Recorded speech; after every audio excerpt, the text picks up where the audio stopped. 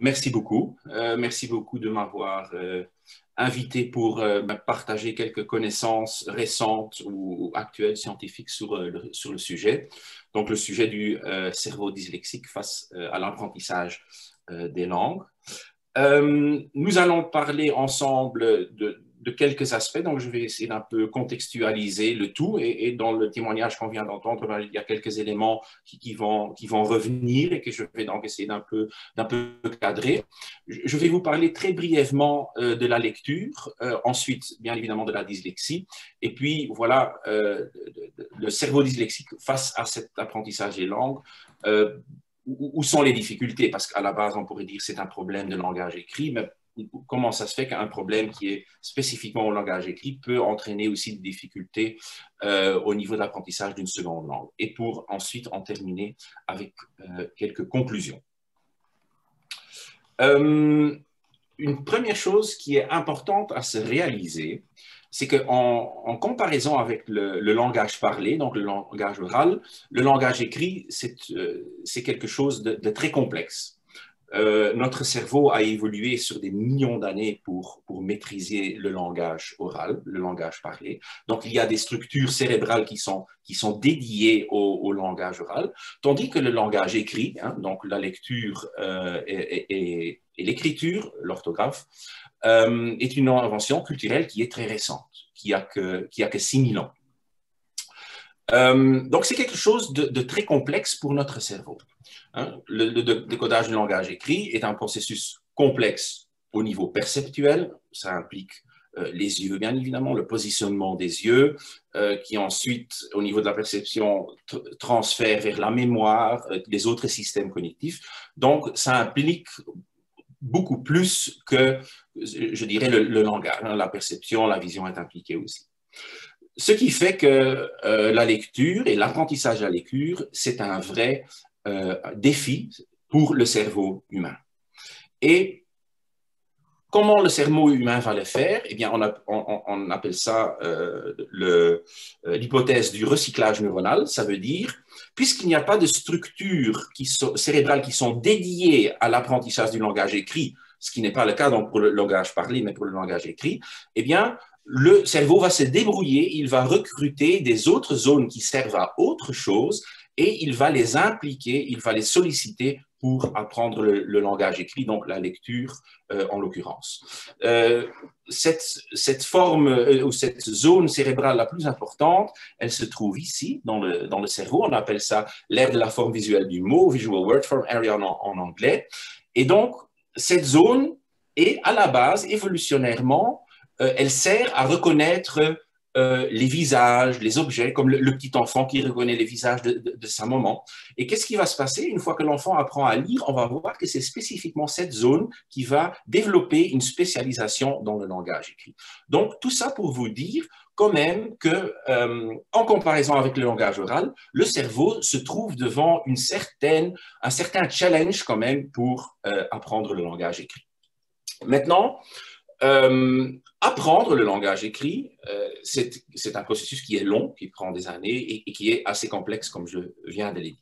Et maintenant, nous arrivons donc au vif du sujet, c'est il y a donc certains enfants, certaines personnes qui éprouvent des difficultés dans cet apprentissage de la lecture et de l'orthographe. Je dis bien lecture et orthographe. Pourquoi? Parce que de nos jours, dyslexie, dysorthographie, on voit que, en fait, ça concerne, comment dire, les mêmes bases de difficultés. Donc, ça apparaît très souvent ensemble. Et si parfois il y a des petites différences, dyslexie, dysorthographie, c'est parfois lié à des différences entre langues aussi, mais ça, je vais en parler tout à l'heure. Donc, quand je parle de dyslexie, de ces difficultés, je parle des deux.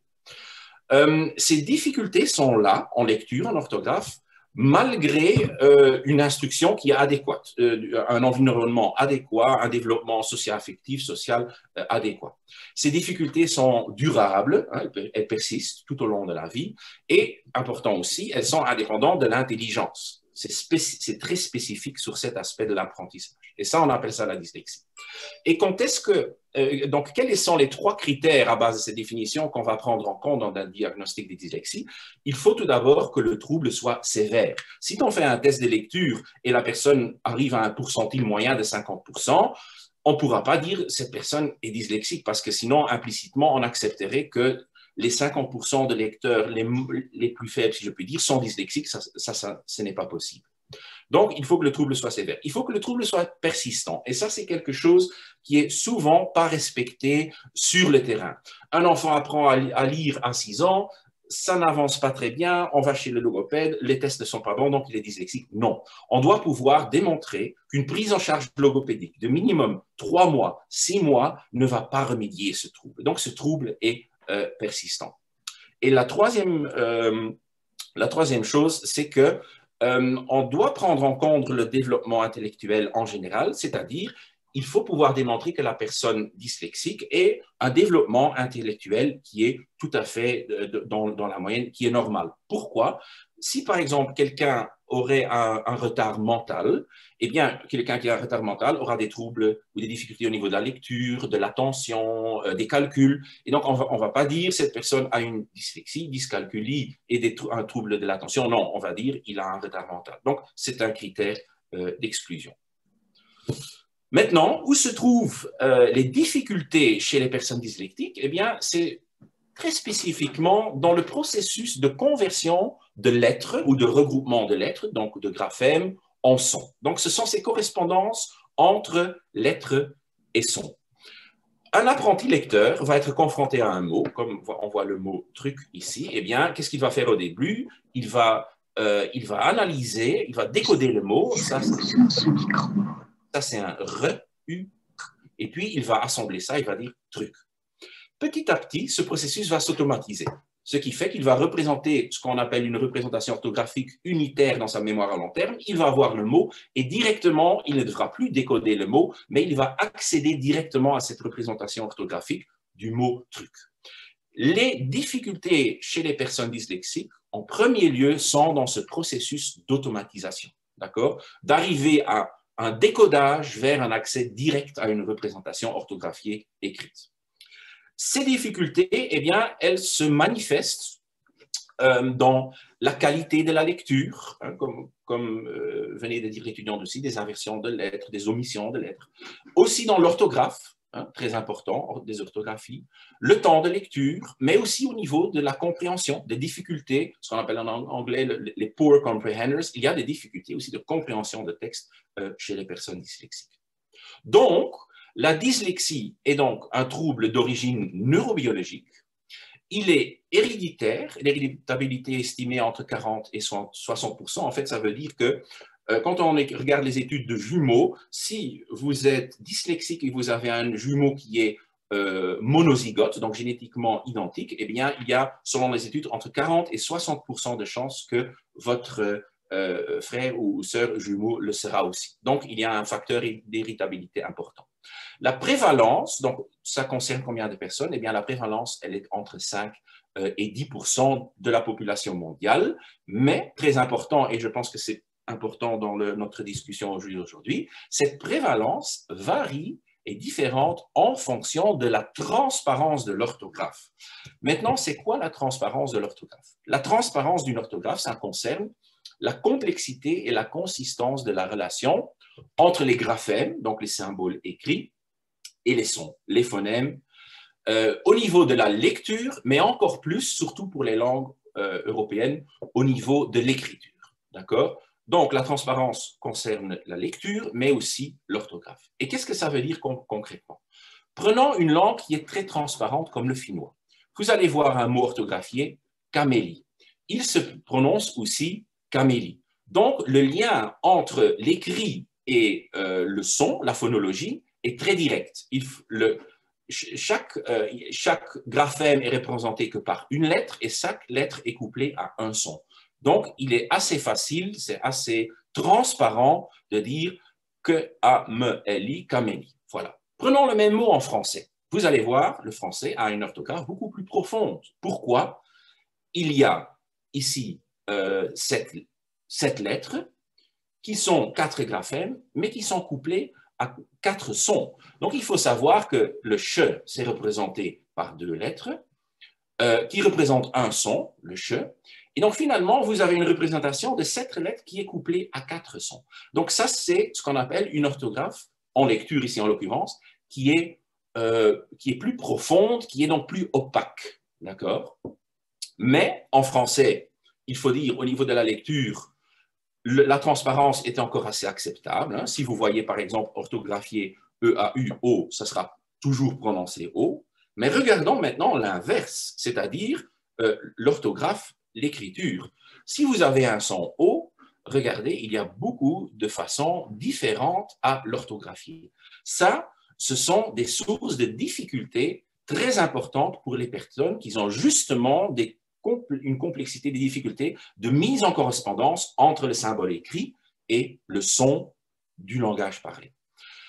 Ça, et on l'a entendu aussi dans le témoignage de l'étudiante, ça devient vraiment, vraiment compliqué dans des langues qui sont très opaques, donc très peu transparentes dans les deux directions, lecture et orthographe.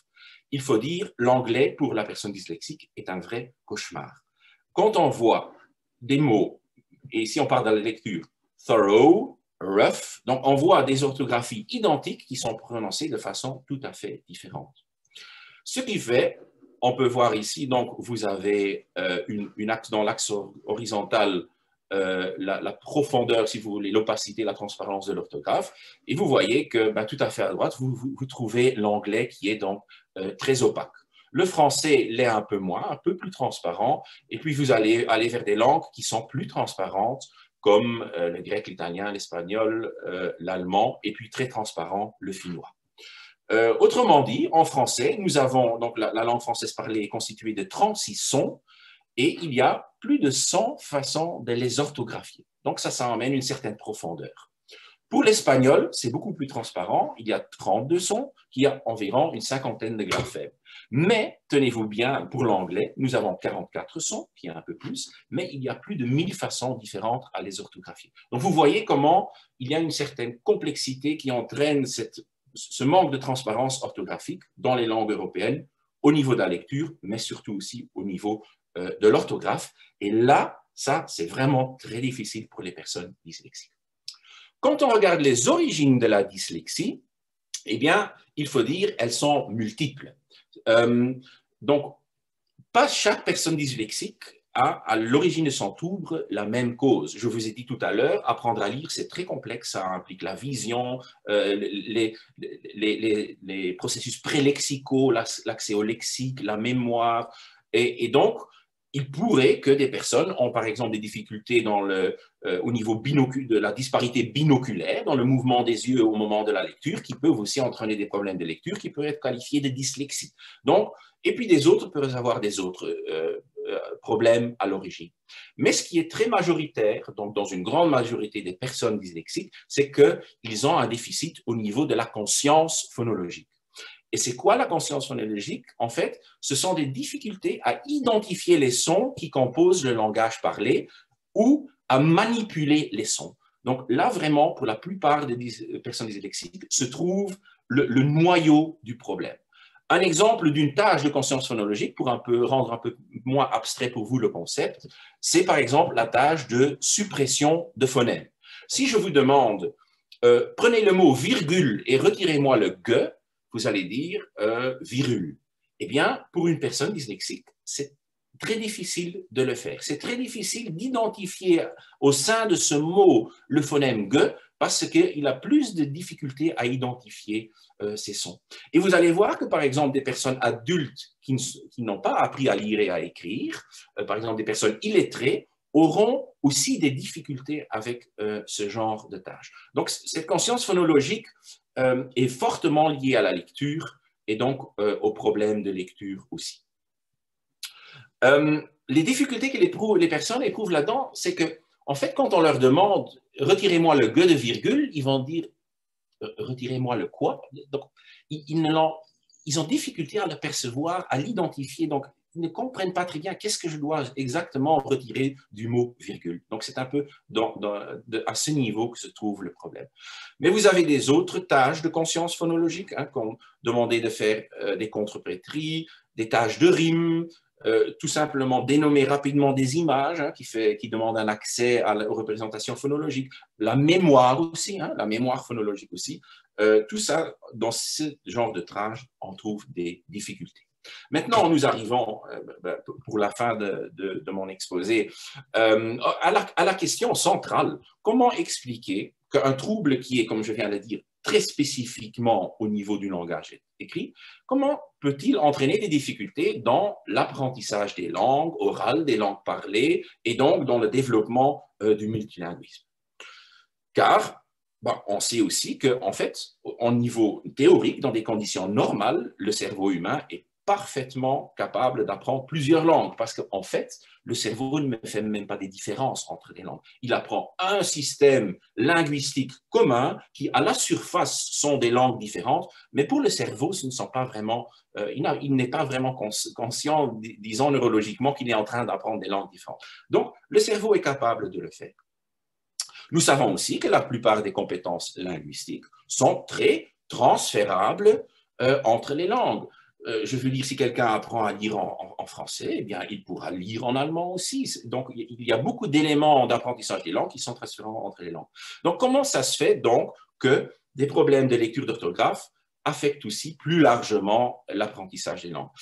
Eh bien, à base de mes connaissances, je peux identifier, et j'espère que ça peut nous aider dans les réflexions plus loin, en fait, 3 sources de difficultés.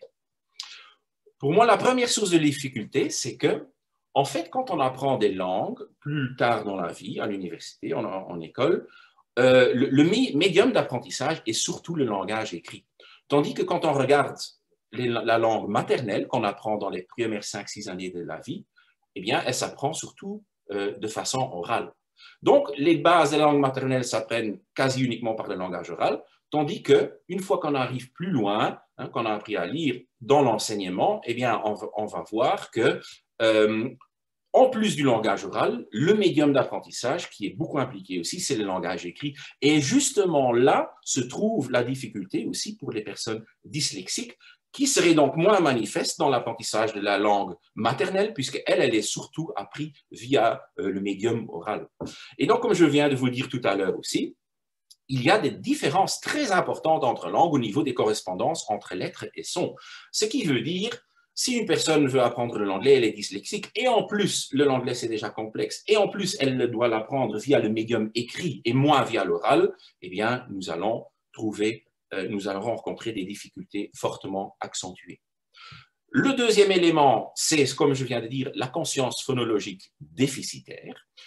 Il y a des difficultés chez les personnes dyslexiques au niveau des compétences, mais aussi des représentations phonologiques. Donc, ce n'est pas seulement la représentation, c'est aussi la manipulation de ces représentations.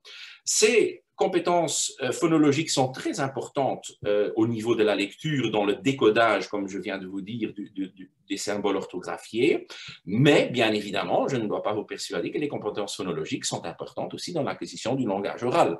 Apprendre à bien prononcer, quand on regarde des systèmes phonologiques complexes comme l'anglais, eh bien, c'est un exercice phonologique très complexe, comme personne adulte, d'arriver à un bon accent phonologique, un bon accent en anglais. Donc, les processus phonologiques sont impliqués aussi dans certains aspects de l'apprentissage du langage oral.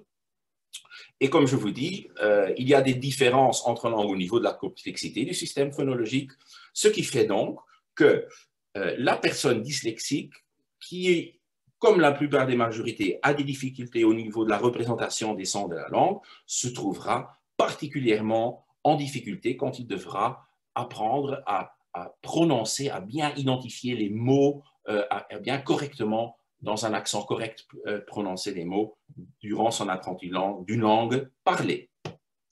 Et le dernier élément, et ça c'est important aussi, peut-être un peu mal connu si je puis dire, ou on en est moins conscient, c'est que en fait les personnes dyslexiques ont très souvent des difficultés langagières qui vont plus loin que la phonologie, qui concernent le langage plus généralement. Beaucoup de personnes dyslexiques éprouvent aussi des difficultés, non seulement en phonologie, mais aussi au niveau de la grammaire, de la morphologie, de la sémantique, la compréhension. Ce qui fait que, quand on regarde des autres troubles langagiers, comme par exemple les troubles développementaux du langage, qu'on appelle maintenant TDL, avant on appelait ça la dysphasie, ou en anglais SLI, Specific Language Impairment, eh bien, il est vrai que quand on regarde les critères de diagnostic d'un trouble du langage, que beaucoup plus de personnes qu'on le penserait qui sont dyslexiques répondent aussi aux critères diagnostiques des troubles du développement du langage oral. D'accord? Ce qu'on appelle donc une comorbidité. Ça veut dire que dans vos classes, dans les auditoires, beaucoup de personnes qui sont dyslexiques pourraient, sans le savoir, ce n'est peut-être pas toujours connu ou évalué, aussi conformer à, je peux dire, un diagnostic de TDL. Et des études récentes, en fait, montrent que ça concerne plus de la moitié des personnes dyslexiques. Donc, si une personne dyslexique, parfois sans le savoir, a aussi des troubles au niveau du langage oral qui sont donc aussi très sévères, persistants, etc., eh bien, ça peut aussi expliquer pourquoi une personne dyslexique qui a donc a priori en premier un problème au niveau du langage écrit et aussi des problèmes pour bien apprendre une langue parlée, une deuxième langue parlée, et donc pour se développer au niveau du bilinguisme. Voilà, j'espère que je n'ai pas été trop long, j'espère que je n'ai pas été trop vite non plus, mais donc je vous résume très brièvement encore. Les conclusions, c'est que retenez bien, la lecture est quelque chose vraiment de très complexe pour notre cerveau. La dyslexie est un trouble neurologique héréditaire persistant, mais qui est spécifique. Ça ne concerne pas la personne et tout son... Non, c'est très spécifique. La dyslexie entrave l'acquisition du langage écrit, c'est vrai, mais la dyslexie peut affecter, au-delà du langage écrit, les aspects phonologiques du langage parlé, du langage oral aussi. Sachez aussi que les cas de dyslexie pure existent, mais sont en fait minoritaires. Souvent, la personne dyslexique éprouve des difficultés langagières qui sont plus généralisées, qui concernent des autres composantes langagères, parfois même, voire à aussi répondre au diagnostic de difficultés comme par exemple le TDL, les troubles du langage oral. Et retenez aussi que ces difficultés peuvent varier et varient fortement aussi en fonction de la langue. Donc, c'est un choix ou c'est une option de langue à bien être conçue. Je vous remercie pour votre attention. Merci Arnaud pour cette très belle présentation. Tu peux peut-être arrêter ton partage d'écran si tu veux bien. Voilà, super.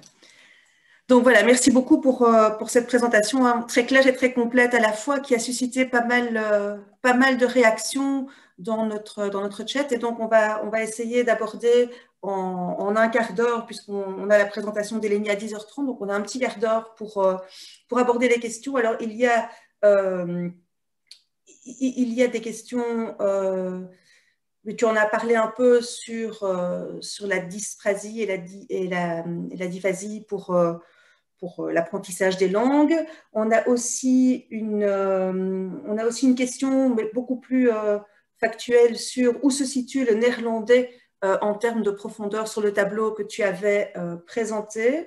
Donc, en écho à ça, il y a aussi, faut-il éviter autant que possible pour enseigner l'anglais, par exemple, la méthode écrite pour les étudiants en dyslexie et favoriser une méthode d'apprentissage se basant sur l'oral. Alors, il y a aussi une question qui est qu'en est-il des étudiants ou des enfants dyslexiques, mais qui sont bilingues de par le milieu familial, un papa parlant une langue, une maman parlant l'autre langue, et qui donc sont déjà bilingues. Qu'en est-il de leur facilité ou de leur difficulté à apprendre une troisième langue? Et alors, on a également une question sur les langues qui utilisent un autre alphabet que celui de la langue d'origine, le chinois, le russe, etc. Ouais. On peut peut-être commencer avec cette première salve de questions et puis il y en a encore qui arrivent. Oui, ce sont vraiment des très, très bonnes questions. Est-ce que vous pensez que je les ai toutes retenues? Non, mais commence par celle que tu as retenues.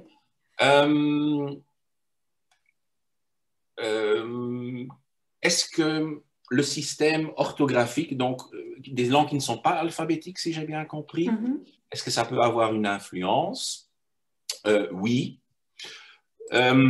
Je ne vais pas dire que c'est controversé, mais souvent il y a un peu de l'évidence pure pour et contre. Mais en général, la règle générale, c'est quand même que quand on regarde par exemple des systèmes orthographiques qui sont logographiques ou le symbole écrit ne va pas représenter un son, mais par exemple un morphème, une unité porteuse de sens déjà un peu plus grande, ou même voir un mot.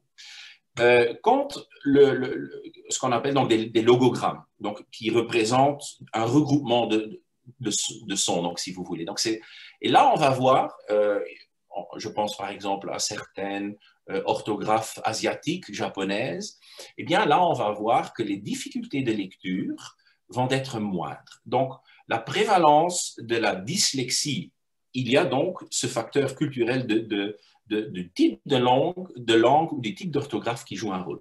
Donc, dans les langues, dans les systèmes orthographiques logographiques qui ne sont pas alphabétiques, c'est moindre. Il existe, par exemple, mais ça, ce sont les cas les plus clairs, ce n'est pas toujours si clair, je me souviens, une étude de cas d'une personne qui était parfaitement bilingue anglais-japonais, et cette personne avait des graves troubles de lecture en anglais, et donc avait le diagnostic de dyslexie, tandis que pour le japonais, ce n'était pas le cas. Les difficultés n'émergeaient pas, ou beaucoup moins, et pas jusqu'au niveau d'aller vraiment vers un diagnostic de dyslexie.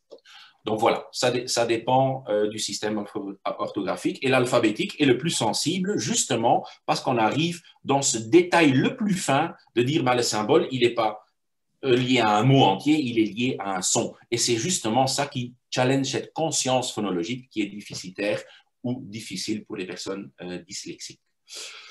La question concernant oui, une personne qui est bilingue de naissance, eh bien, normalement, je dirais, si c'est une personne qui est donc purement dyslexique, il n'y en a pas de problème au niveau du langage oral, mais que c'est vraiment spécifiquement une dyslexie qui va se développer, eh bien, les 5-6 premières années de la vie, l'enfant n'est pas confronté au langage écrit. Donc, je pense qu'il devrait assez bien, si la conscience phonologique n'est pas trop déficitaire, qu'il devrait pouvoir développer les deux langues. Ce qui se passe à ce moment-là, c'est que dans les premières années de la vie, l'enfant va quelque part faire un tuning de son système phonologique. Au départ, il arrive à discriminer tous les sons possibles de la langue, et après sa première année, on va voir que finalement, il n'arrive plus qu'à faire la différence entre les sons qui l'entourent, de la langue qui l'entoure. Donc, chez lui, ce répertoire phonologique sera un peu plus riche parce que, par exemple, il parle l'anglais encore en plus, donc il aura encore plus de sensibilité dans les sons. Mais après, il va développer le langage. Une fois qu'il arrive dans le langage écrit, eh bien, il sera confronté à des difficultés de lecture, encore plus probablement en anglais qu'en français, mais il aura eu l'avantage que son apprentissage de la langue parlée a été déjà mis en place via l'oral très tôt avant, et donc dans ce sens, il aura un grand avantage à la personne qui dit, voilà, je ne connais pas l'anglais, j'apprends à le lire plus tard dans ma vie, ou je l'apprends plus tard dans ma vie, je donne un exemple, à 12 ans, où là, ça va plus passer à travers le langage écrit, ou si on sait qu'en termes de période sensible, que la sensibilité à la phonologie s'acquiert très tôt. Une fois qu'on arrive à l'adolescence, il devient très difficile d'encore développer un bon accent, puisque le système phonologique s'est vraiment ancré sur sa langue. Donc, les challenges sont quand même à plusieurs niveaux si on l'apprend tard. Donc, au plus tôt qu'on l'apprend, au mieux. Donc, je ne sais pas si ça répond à la question. Pouvez-vous... Oui, alors il y avait une question qui concernait justement la méthodologie d'apprentissage et d'enseignement, oui, notamment qui était découpée en plusieurs parties. Donc, est-ce qu'il est intéressant d'intégrer des moments de lecture conscient pour ces étudiants? Est-ce qu'il est recommandé d'éviter au maximum l'écrit dans l'enseignement de l'anglais, entre autres? Et est-ce que l'utilisation d'un média oral ou de méthodes phonétiques peut aider? Je vais donner encore une réponse un peu plus généralisée à ça, parce que je pense que quand on regarde vraiment après dans ce qu'il faut faire très concrètement, je pense que Madame Eleni qui va parler tout à l'heure aura plus d'expertise là-dedans, mais je peux vous dire que conceptuellement, à base de ce qu'on sait, c'est que tout ce qui favorise cette sensibilité à la phonologie, donc le plus possible passer par le langage parlé, le focus sur la phonologie, entraîner la prononciation, écouter, parler, donc mettre presque, je voudrais dire, un drill sur la phonologie, entraîner des paires minimales, des mots qui ne diffèrent qu'en un phonème. Donc, tout ce qui peut aider à mettre un focus sur la phonologie sur le parler sera plus favorable que ce qui passe par l'écrit. Donc, je pense que ça répond à la question de façon un peu plus générale. Donc, focus sur le parler, focus sur la phonologie, drill de la phonologie pourra aider à ces étudiants, oui, normalement. Alors, on a encore un peu de temps, donc on a une question qui est: est-ce que la dyslexie est couplée au vrai TDL ou seulement couplée à des difficultés en langage oral? Trouble de lecture. Donc, est-ce que la dyslexie est couplée au vrai trouble de la lecture ou seulement couplée à des difficultés en langage oral? Je ne suis pas sûr de bien avoir... Donc, c'est vrai que la dyslexie est un trouble spécifique de la lecture. Et donc, il y a plusieurs personnes dyslexiques qui n'ont pas de trouble au-delà de ça. Mais en réalité, les cas très spécifiques sont minoritaires, on s'imagine de plus en plus.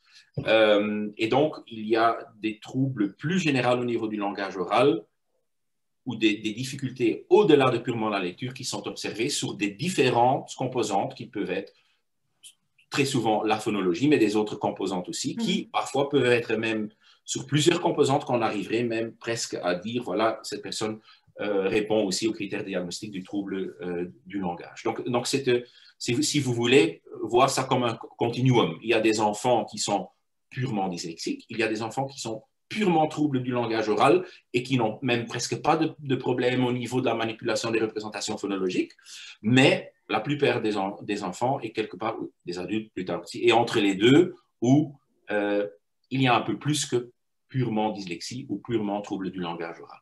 Et ça, évidemment, pour l'apprentissage des langues, ben, c'est très pertinent à le savoir. Et qu'en est-il de la langue des signes?